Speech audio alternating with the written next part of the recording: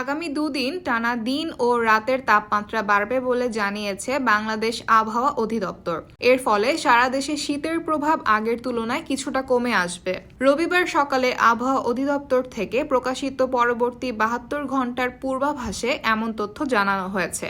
এতে বলা হয়েছে, আগামী 3 দিন অস্থায়ীভাবে আংশিক মেঘলা আকাশ সহ সারা দেশের আবহাওয়া শুষ্ক থাকতে পারে। তবে মধ্যরাত থেকে সকাল পর্যন্ত সারা দেশে মাঝারি থেকে ঘন কুয়াশা পড়তে পারে। ঘন কুয়াশার কারণে বিমান চলাচল, অভ্যন্তরীণ নদী পরিবহন এবং সড়ক যোগাযোগ সাময়িকভাবে ব্যাহত হতে পারে। আবহাওয়ার পূর্বাভাসে আরও বলা হয়েছে, আজ ও আগামীকাল সারা দেশে রাত এবং দিনের তাপমাত্রা সামান্য বাড়তে পারে। তবে 7 জানুয়ারি সারা দেশে রাতের তাপমাত্রা সামান্য বাড়ার সম্ভাবনা থাকলেও দিনের তাপমাত্রা সামান্য কমতে পারে। অন্যদিকে বর্ধিত 5 দিনের আবহাওয়ার অবস্থা পর্যালোচনায় রাত এবং দিনের তাপমাত্রা কমে যেতে পারে বলেও জানানো হয়েছে।